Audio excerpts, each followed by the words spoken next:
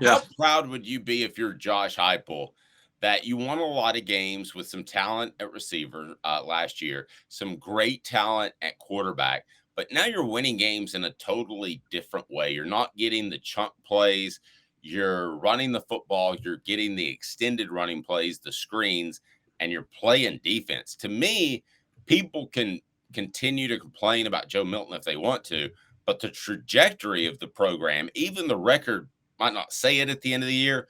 I think it's very positive because they're much better defensively than they were a year ago.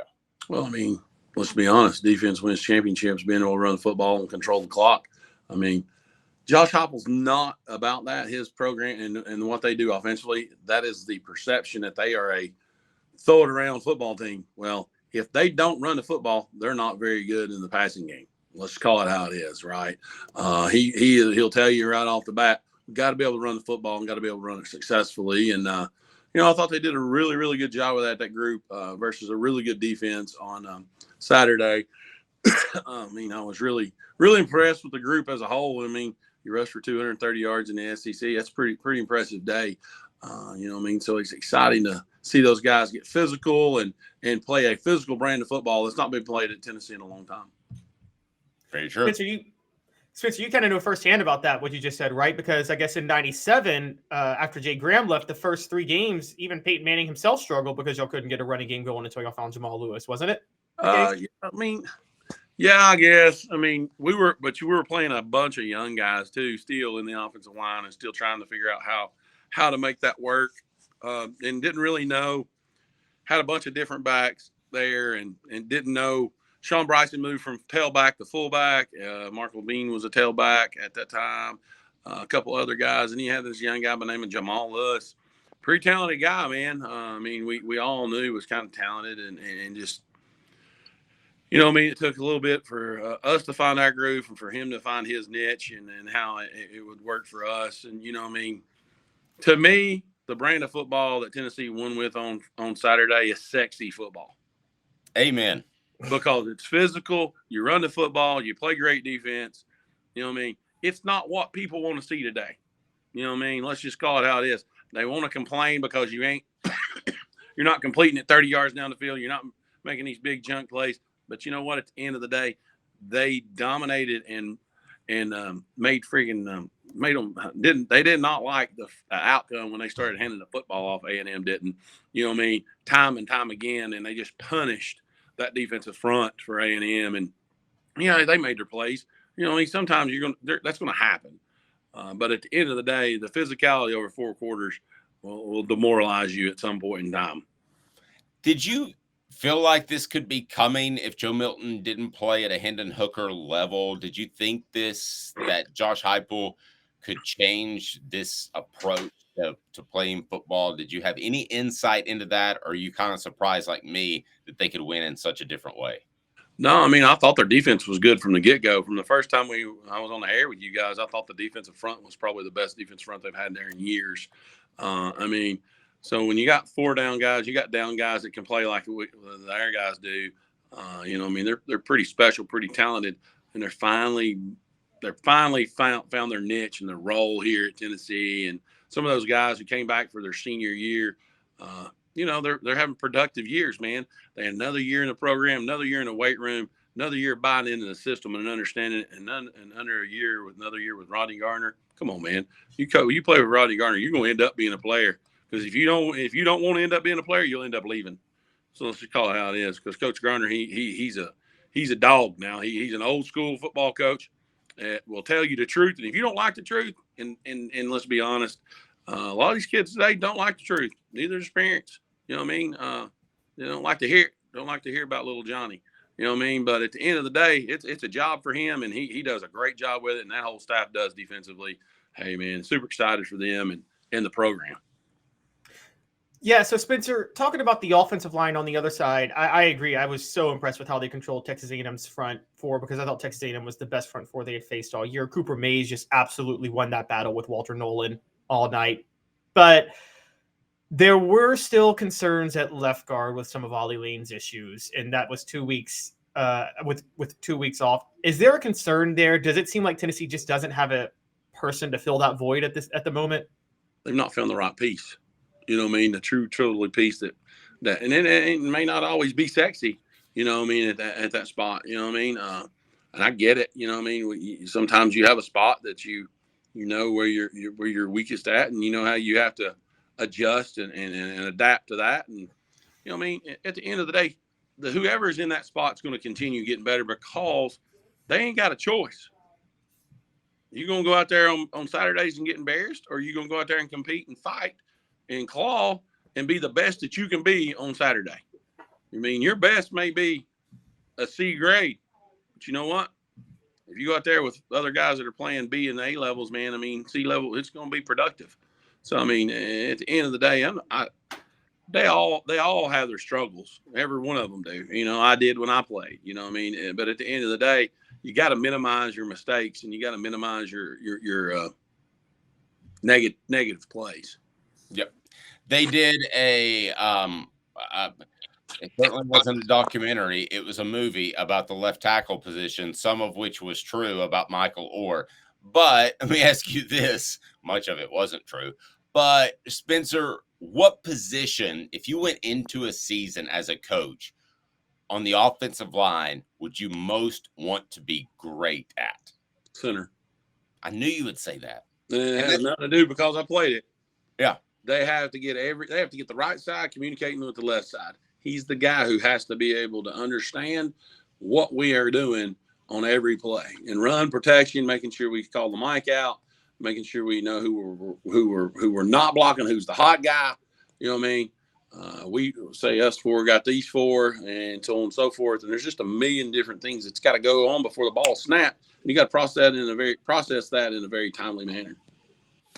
You have to do it too against an A&M defense that it's a little like a defense facing a triple option back in the day when Georgia Tech ran that a lot, because they ran that 3-down look. That was not an easy challenge for Tennessee's offensive line. We didn't factor that in because they played so well. Sure. I mean, playing a 3-down front, it can definitely get tricky because of how much different looks pressure-wise they can bring at you. You know what I mean? You got to know what your rules are, and you got to know how those work, and everybody has to be on the same page, especially with 3-down, because, you know, when you're playing a 4-down front, I mean, you got the 4-down guys and a front side or a backside linebacker. Here versus a 3-down, you're going to have to deal with 3-down guys, either a front side outside backer or a front side inside backer. You know what I mean? Or, hey, are we turning the outside backer loose on this play? Back's got him, and we're handling the middle too, and the backside. You know what I mean? It's just different. You know what I mean? You got to know what the protection says we got is what we do, and hey, that may change on the fly. Spencer, I'm gonna put you on the spot. I'm gonna try to invoke a comparison here, and you tell me if I'm being blasphemous or not. Because Jamal Lewis was the best running back you guys had at Tennessee, but I thought the hardest running back was Travis Henry.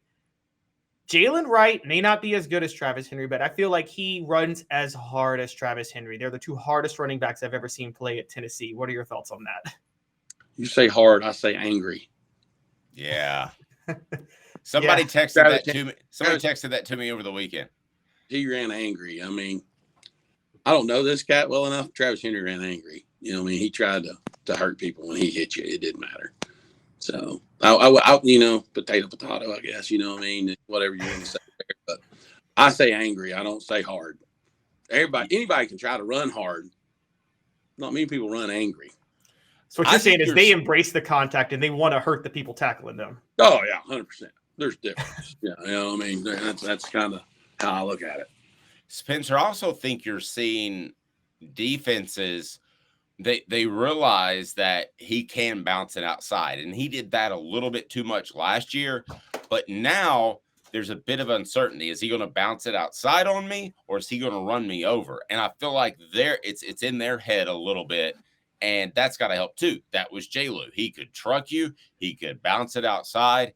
And as a defender, there's no guy I'd least rather want to tackle than a guy who can do both. What do you mean when you're 220, 30 pounds and you run a 4.5, 4.6? Come on now. It's like running into a freaking brick wall. Why would you want to tackle that for 4 quarters? I mean, it makes your body feel awful the next day, and you're like, geez, I just got hit by a freaking truck. I mean, it is what it is. You know what I mean? As for linemen, you love guys who run physical and run angry because it makes your job easier. You know what I mean? And for us, you know, I'll say this: we were a pretty good group up front, but when you got a great back, they make a good offensive line look great.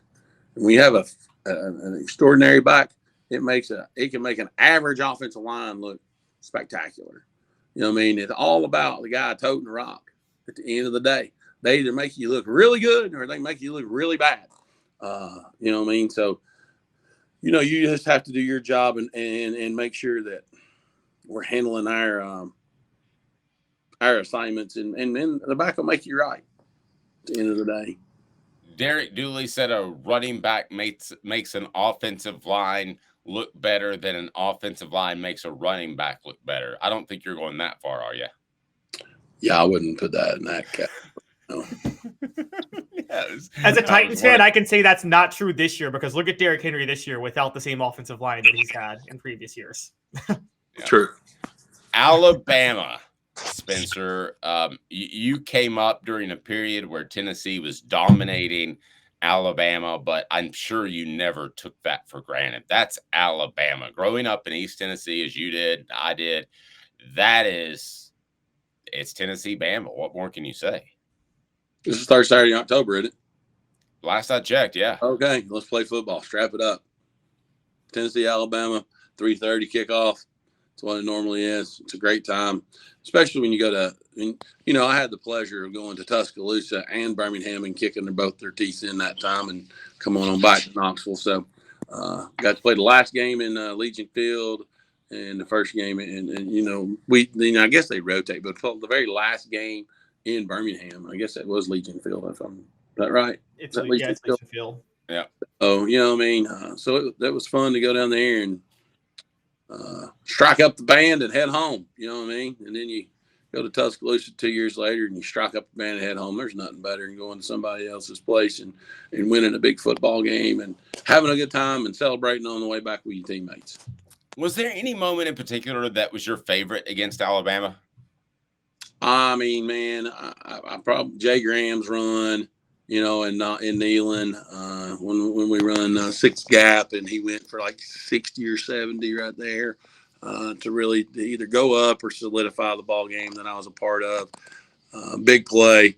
That was probably when I first, you know, everybody started finding out who Spencer Riley was there. So I mean that would have been in '96. Been '96, my redshirt freshman year. So I mean, you know, that was probably one of those memories that I'll never forget. It's awesome. Yeah, Spencer, it's that has to be one of the most exciting. What do you think it says about the Tennessee program that, you know, there's been a lot over the past like 10, 15 years, Tuscaloosa was just written off as a loss for Tennessee. And while Tennessee is an underdog, it's a big jump for Tennessee, right? To be going to face Nick Saban on the road, and you're not just writing this game off as a loss anymore, the way they did the last 15 years. Sure. Yeah, for sure. I mean, the expectations are higher. Let's call it how it is. The expectation is we go and beat everybody we play. Knowing that's not necessarily the case. And, you know, in the SEC this year, anybody can beat anybody at any given time. That's how level the playing field is. There's not anybody that's truly head and shoulders above everybody. Look, I'll say this. I don't think Georgia's better than everybody, like everybody wants them to be. I mean, you go to Vandy and Vandy scores 20 on you. Come on now. I mean, let's be honest. And I get it, you know what I mean? But the SEC is an equal playing field, and it's a very level playing field. Yeah, some have better players than others, so we probably face the best D-line that the NIL money could buy. And, you know what I mean, let's be honest with it. You know, we took care of our business, and, you know what I mean, and as we go through as a team, and wins aren't going to be individual based in this season. You know what I mean? They're going to be individuals who have success because the team is having success. Joe Milton might not ever throw for 300 yards again. And I don't care if he does. As long as at the end of the day we're winning football games, it don't matter if we win by 1 or 101. And it don't matter if it's pretty or ugly. A win is a win. Don't give a shit day or what day of the week it is. My fault. This is That's why we all right. love Spencer. Spencer's a high school coach. I'm terrible predicting games, so we don't gamble. Caleb, though, has a bit of a problem, and he sees that he What's the sees that spread? 9.5. That's what I was going to ask you about. I'll What do you take think? Tennessee to cover. I would too. Yeah. Okay. And- Wow. If it's more than 10, I wouldn't. Yeah, I mean, I look at I think Tennessee is, and Smoky Mountain Red said we have a fighter's chance. I don't know if he meant this by his choice of words, but a puncher's chance means you've got to get lucky. You've got to make a play. A fighter's chance, yeah, I think Tennessee has a fighter's chance. Are they 60%? Are they have a 40% chance of winning the game, whatever the case may be. But I believe they're going to stand toe to toe with Alabama. I don't think they're going to go down there and fold. I just don't see that out of this team. No, and let's be honest. I mean, Alabama's in the same kind of boat we are. The quarterback's not playing great. You know what I mean? I think our offensive line's better than Alabama's offensive line. And I really do. So I think we're in our front. I think our D line is probably better, if not as equal. You know what I mean? I know Alabama's given up a bunch of sacks over the last couple of weeks, and that's why I said that I would give the advantage to us on that. Have I asked you specifically about James Pierce? We've talked about him. Okay. Wow. So Fred said it about a month ago. He said his upside is Leonard Little. And 100% on that. Fred doesn't. I mean, you guys don't make a lot of comparisons because it's tough to do. Different players, different people. And you're talking about one of the elite pass rushers ever, and you're already saying 100%. If you could just kind of expand on that, that'd be great. I mean, his athletic ability and his speed, his length. I mean, it's hard to block a guy when he's a 4. You're an offensive lineman and he's running a 4.4. Let's just call it how it is. They're going to get out there on the edge, and you have to be great with your fundamentals and your technique every time he steps on the football field. Every time you step on the football field, because his speed, and at the end of the day, speed kills. You know what I mean? At the end of the day, no matter what it is, but his speed and his athletic ability is bar none one of the best I've seen in a long time in Tennessee. Insane. These two teams, according to Travis, are ridiculously similar. You laid that out to some extent. They are pretty similar. And for this to be an air quote off year for Tennessee because of the quarterback position, perhaps, that says a lot about where Tennessee's program is. Headed in an upward direction for sure.